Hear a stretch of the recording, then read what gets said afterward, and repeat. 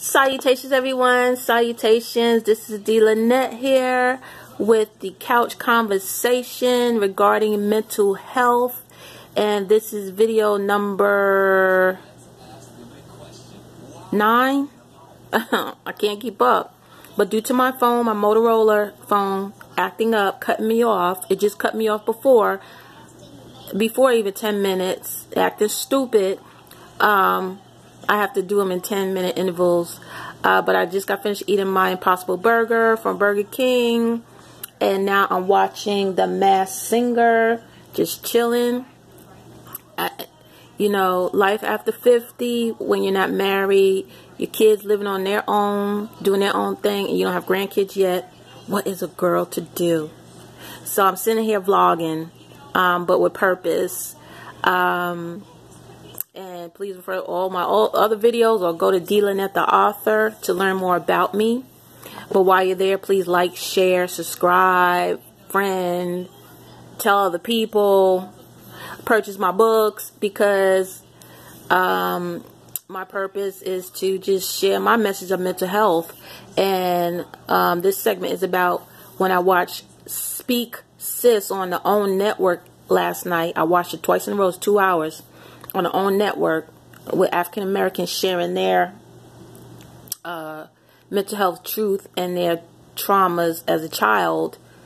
It just affirmed, like, everything I've been saying all these years and dealing with all my life as well, that it's real and it exists.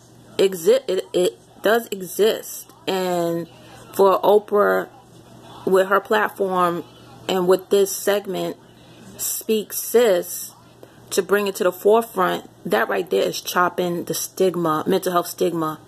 It's just chopping it away, because now it's out there with African Americans. Mental health is universal, all colors. We all know that. But African Americans, we all keep it to ourselves and we move on with our lives and act like it don't exist, but it exists. So I've been talking about this every 10 minutes in my video, so please refer to all my other videos. Please start from video 1. And also, please forgive that loud noise in the background. If you go to YouTube, D. Lynette the author, where I do my plant-based videos, I talk about my refrigerator. And so my refrigerator died and I lost all my food. I had to go shopping.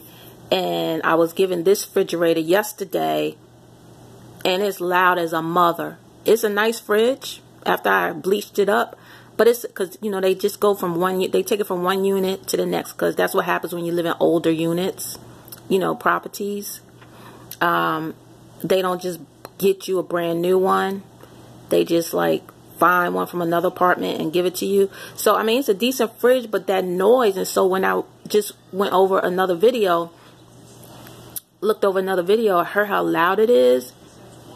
So please forget that noise. Hopefully they'll address the problem.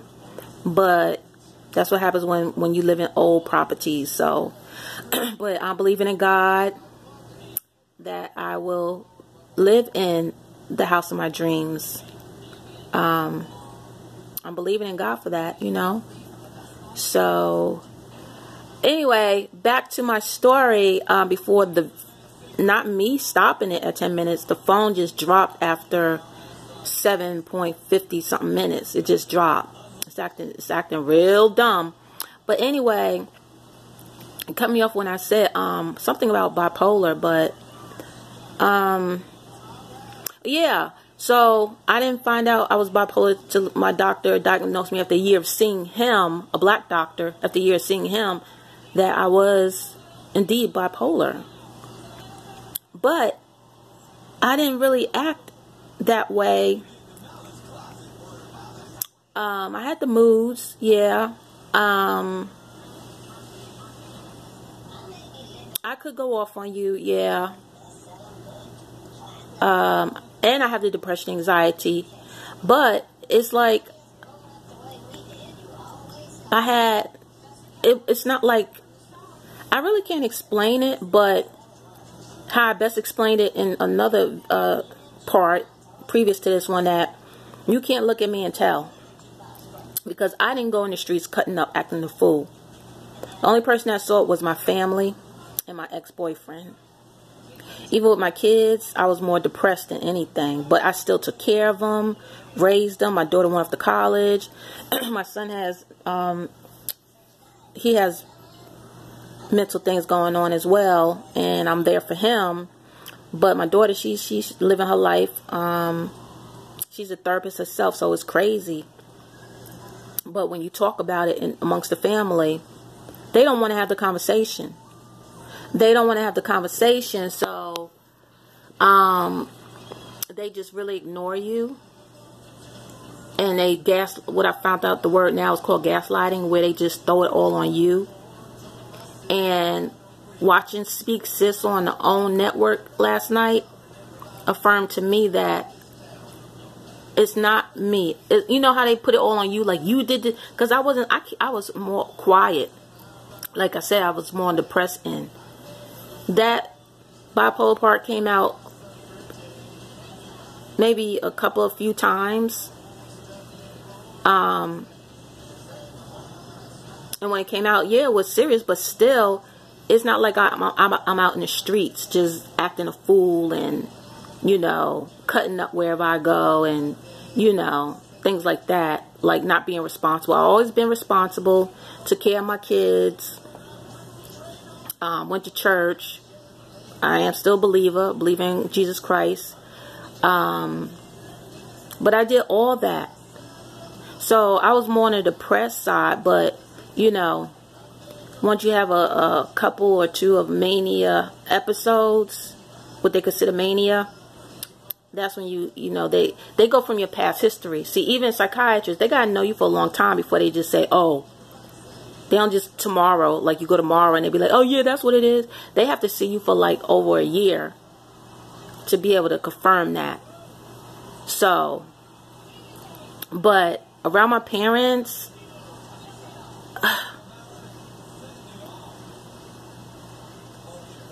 it seemed like only, it's hard to explain. I guess I'll have to do another whole different, this one's about Speak Sis and how they brought up mental health and childhood trauma, but that, I guess I have to say that for another video. But it's in my books too. But like what I'm trying to say, I was a good child in school. You know, I went to school and everything.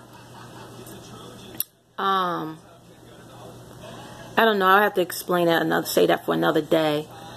But anyway, I wasn't like okay, basically I wasn't a bad child where my parents just you know, said no, I can't handle her. Because I wasn't. Like when I was a child, I had friends and went to school and we lived in our little quaint apartment. It was good. It was all good until I turned 13 and my parents, they split up when I was 5. They got divorced, but when I was 13 and they got remarried, my father got remarried over here, my mother got remarried over there, they just threw me to my grandmother. They threw me. So bipolar is environmental, it's trauma, it's something that triggered it. It wasn't like, oh, since I was 2 years old. No. Something triggered it. And now, like, when certain things bother me, certain things trigger me. Let me just put it like that. But on the most part, I'm a chill. Lots of people love me. I worked at jobs where people love me and stuff. Like, I'm not one of those bipolars that just tripping and just acting out. Because I know to keep to myself. And not put up with people's all this craziness going on in the world. I'm better off just stick to myself and chilling. But I had an 11-year relationship with my now ex-boyfriend, and it was toxic. So, but I wasn't like irresponsible, you know, and things like that. So if you look at me right this second, you cannot sit up here and say, by looking at me, I'm bipolar. You can't say right now that I have depression and anxiety. Because that's the stigma. You can't see it on everybody. Some people you can, like Kanye. Yeah, Kanye. I mean, anybody could be president, but come on. When you talking about You're going to be president and then you actually run? Come on. That's manic. That's an example of manic. So, I guess I have to talk about bipolar in a different segment. Okay, I'll be right back.